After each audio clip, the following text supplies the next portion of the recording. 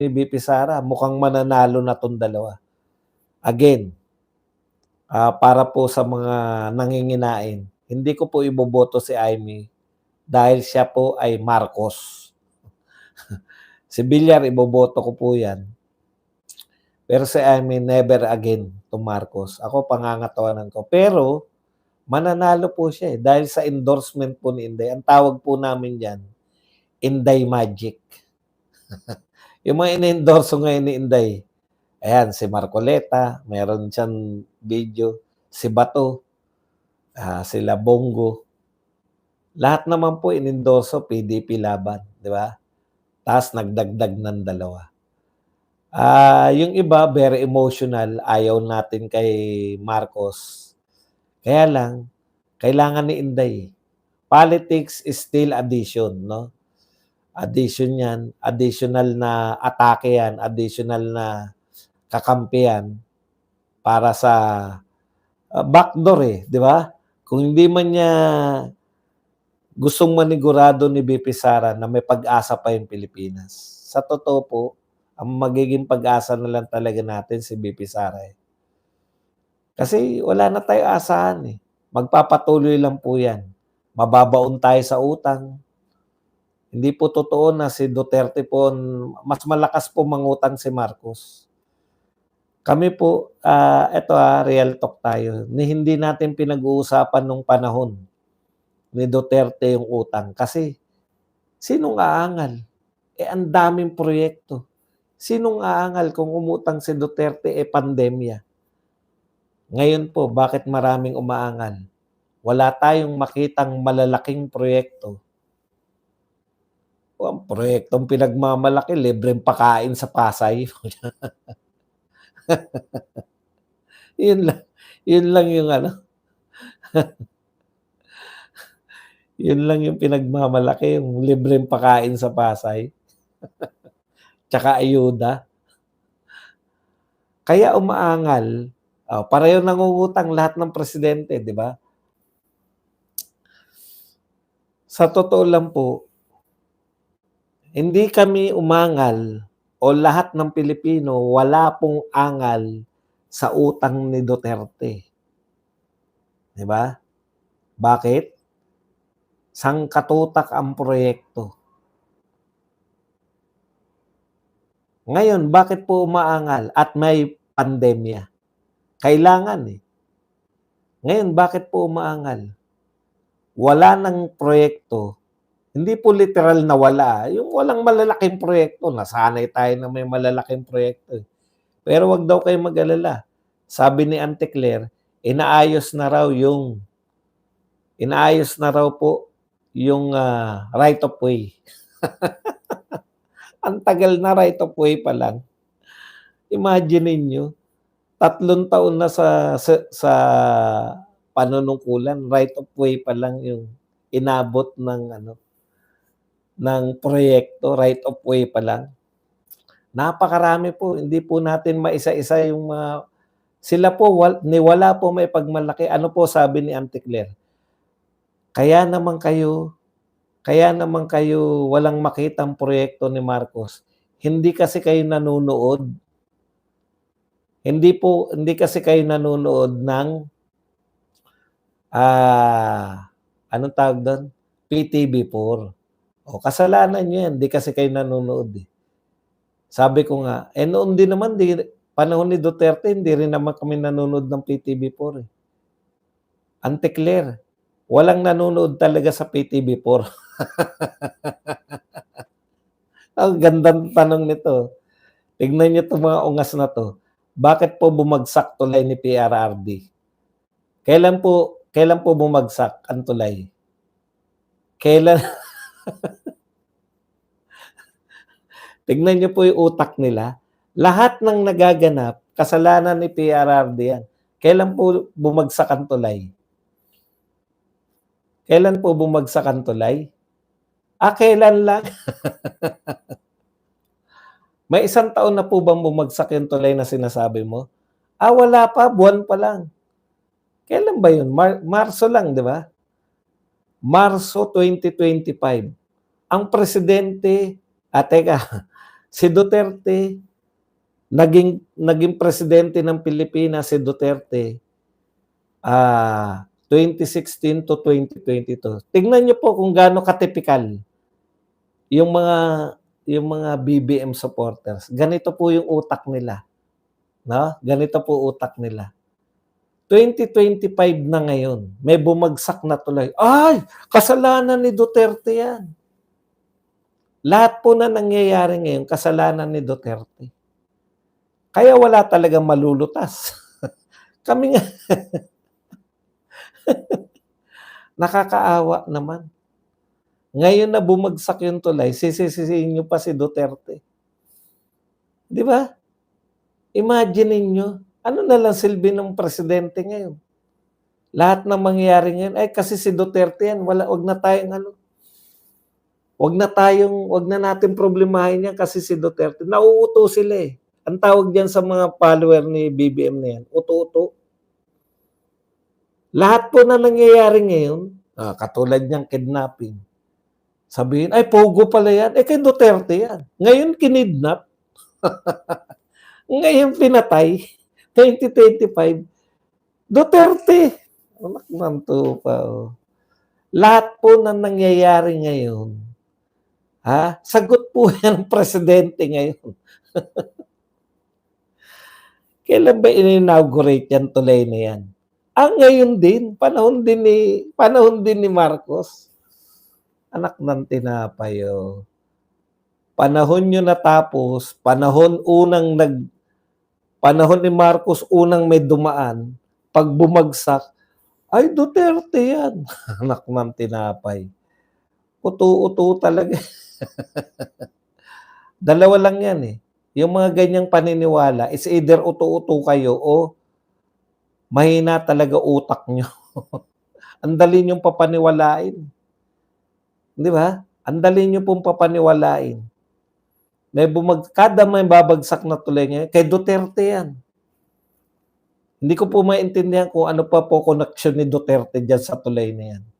3 taon na pong hindi presidente si Presidente Duterte. Alam niyo po ba, ito simple lang Simple lang. Mag-isip kayo ng isang bagay na bago gamitin. Ano po ang pinakahuli? Kayo po pag bumili sa SM, katulad po nito, bumili po ako nito, mikropono. Ito po, bago to mic ko eh. Mikropono. Ayan, 2. Di ba? Ano po ang kinakailangan gawin nyo kung kayo bibili? Mura lang po to. Hindi po bilyon ang halaga niyan. Ano po ang kinakailangan nyo gawin? Tiyakin na gumagana. Bago nyo gamitin. Bago nyo bayaran. O kung nabayaran man at hindi gumagana, makahanap na kagad ng pamalit. Kasi yung SM ganun eh. Ay bayaran nyo po muna bago natin testingin. Alam niyo yung ibig sabihin ng testingin?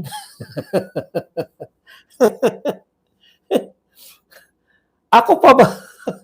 Tignan niyo, sila na tignan niyo po utak ng mga to. Kaya masarap kausap sila eh. Ilan na ba tulay bumagsak? Kayo po nag-open ng tulay, hindi ko tignan natin kung siya rin ang nag-open ng tulay. Titignan ko lang po.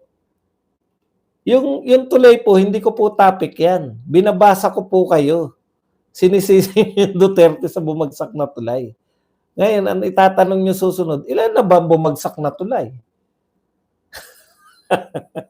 Wala ka talaga mapunta. Wala ka talagang mapuntahan sa mga bataan bataan ni BBM eh. Ang dinidiscuss ko po rito, bagsak po yung rating ni BBM. Yan po yung reflection ng mga Duterte. Ngayon may nagsabi po rito na yung tulay nga ni Duterte bumabagsak. Sinagot ko naman na pag ngayon bumagsak, kasalanan na ng presidente ngayon yan. Problema na ng presidente ngayon. Lulutasin ng presidente ngayon dapat. Ngayon may nagtanong naman, ilan na ba tulay na bumagsak? Anak ng tinapay talaga to.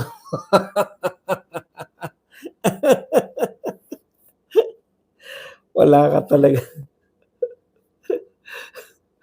Wala. Tatawanan mo na lang, eh, 'no? Nakakatawa, eh, 'no? Sila na nag-open tungkol sa pagbagsak ng tulay. Sila sila pa nga, eh. 'Pag sinagot mo at napatunayan mo, nasagot na dapat ng gano'n po 'yun. In general po, ako naging leader po ako, eh, pagpunta ko po ro'n sa lugar, hindi po ako naghanap ng mga problema at sinisi ko yung dati. Alam niyo po ang utak ng leader, may problema, lutasin natin yung problema. Bakit kakaiba po si BBM at ang kanyang mga alipores? May problema, isisi natin kay Duterte. 'Di ba? May problema ngayon sa West Philippine Sea, kanino sinisisi? Kay Duterte. May problema, bumagsak na tulay, lutasin mo, papanagutin mo yung mga gumawa ng palpak na tulay. May napanagot na ba? Wala. Sila pa nag-open, nakalimutan ko na nga yun. Kapalpakan po yan ni Marcos, hindi po kapalpakan yan ni Duterte. Paulit-ulit ka na lang, magnanakaw at mamamatay tao. Duterte, yun lang namang ginawa niya. Aba, yun lang daw ginawa niya. So, walang passport. Kung yun lang daw ang ginawa ni Duterte, magnakaw daw po at saka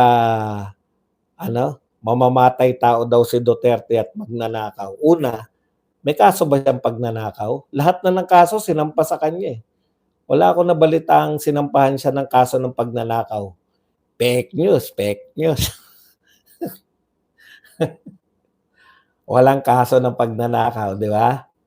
Fake news ka dyan. Ikalawa, guni-guni lang natin yung mga tulay na naitayo, mga malalaking proyekto, guni-guni nyo lang yan. Kasi pagnanakaw at pagpatay lang ginawa ni Duterte. Guni-guni lang lahat yan. Yung mga passport na yan, guni-guni lang yan. Yung mga lisensya, guni-guni, pagdoble sa mga sweldo.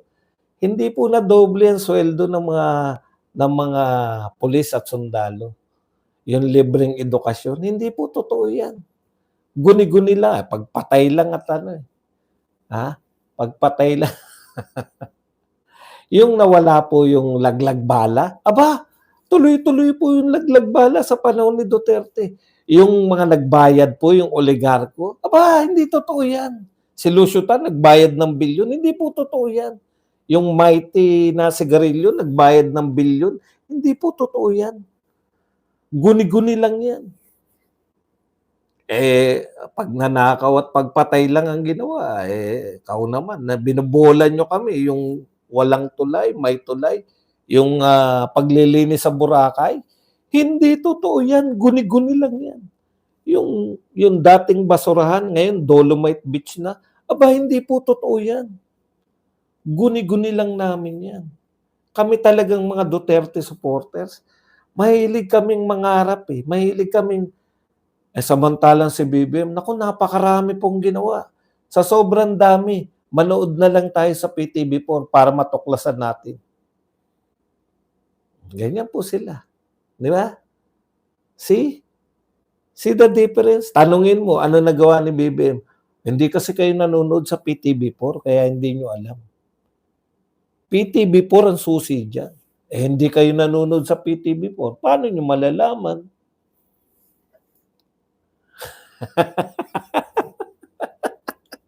Naging presidente pala si Po. Tignan niya, sabi niya, yung passport na 10 years, kay Po yun. Naging presidente pala sino bang Po yan? Alam ko muntik maging presidente si Fernando Po. Grace po ba o Fernando Po? Sino ba? Hindi po nila naintindihan. No?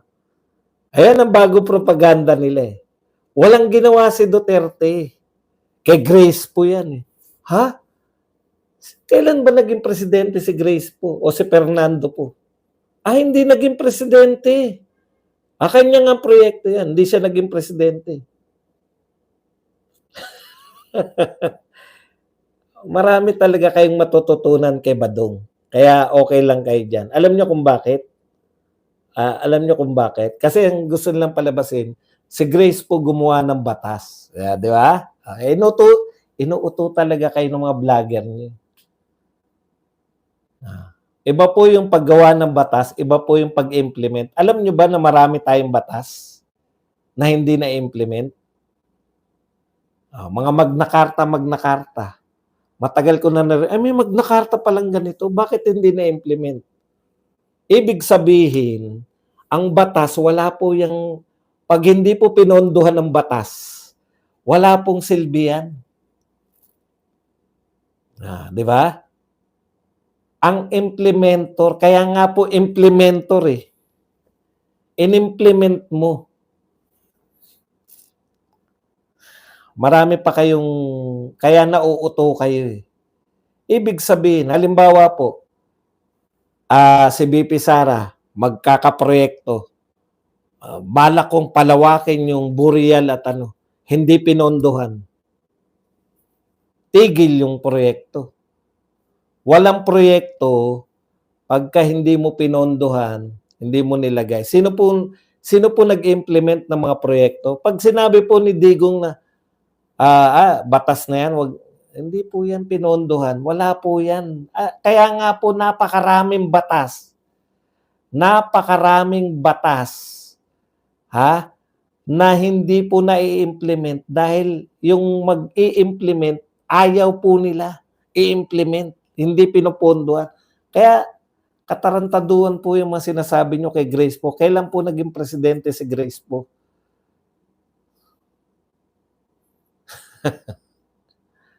Di may natutunan na naman kayo kay Badong. Di ba? Makinig lang kayo araw-araw kay Badong, matututo kayo. Kaya naging katuparan yan. Putya, yung pangarap na nga ng presidente nga na nga nagsalita eh. Sige na. Okay na. Mahirap ka paliwanagan. Wala raw pinupondohan sa... Mahirap talaga ibig sabihin. Literal sa kanila eh. Pinapaliwanag mo na matino. Literal po sa kanila.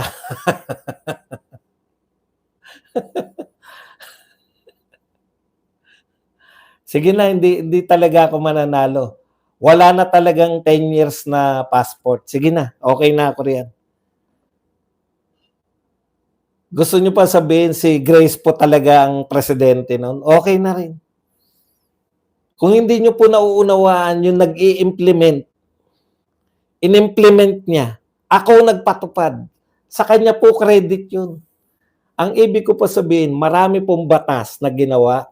Hanggat hindi po ini-implement yan ng presidente, walang silbi yan. Kaya nga sangkatutak yung batas natin.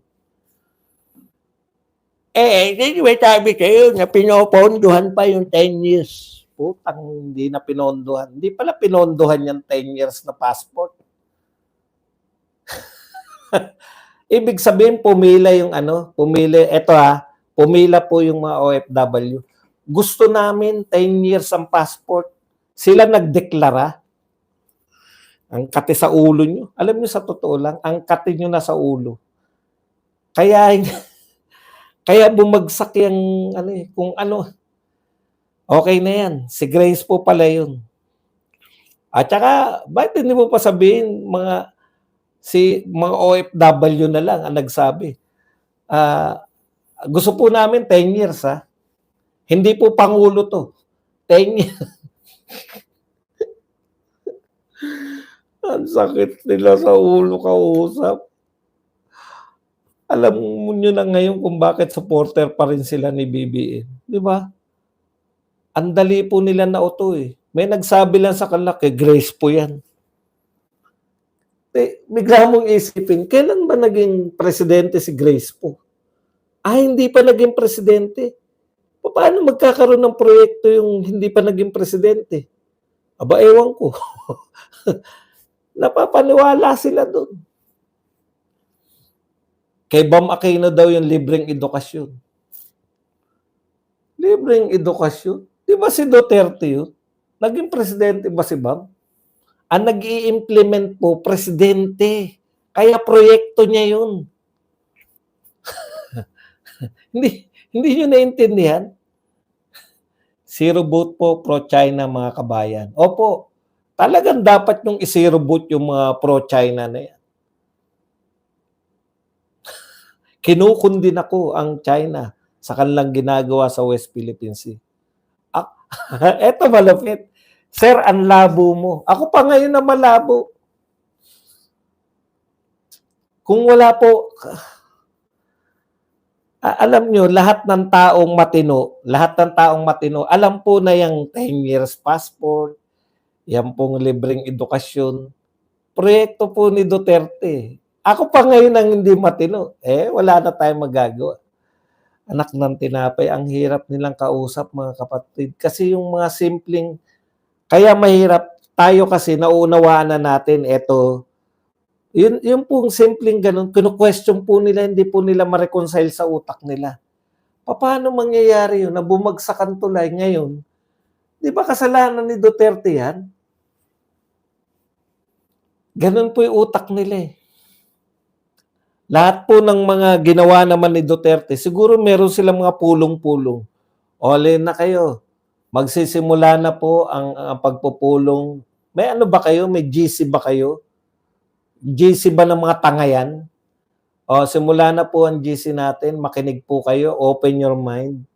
Lahat po ng sinasabi ni Digong na proyekto, hindi po kanya. Ay, hindi pala kanya. Akala namin kanya.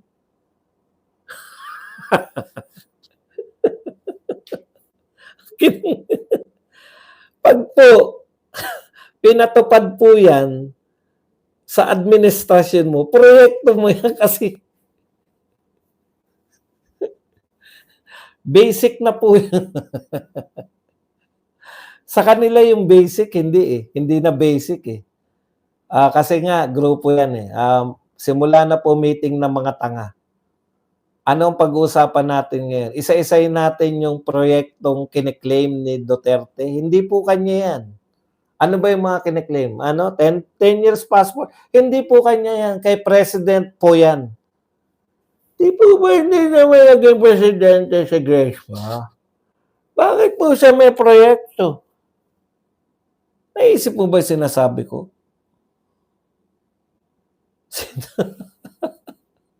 Kami pa sinto-sinto. Kayo nga nag-i-insist na si Grace po may pakanano.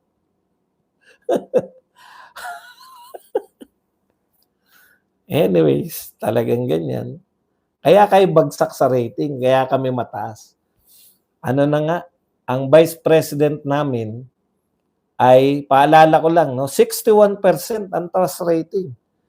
Ang presidente nyo ay 25% ang trust rating. Bakit 25% lang sa presidente? Kayo.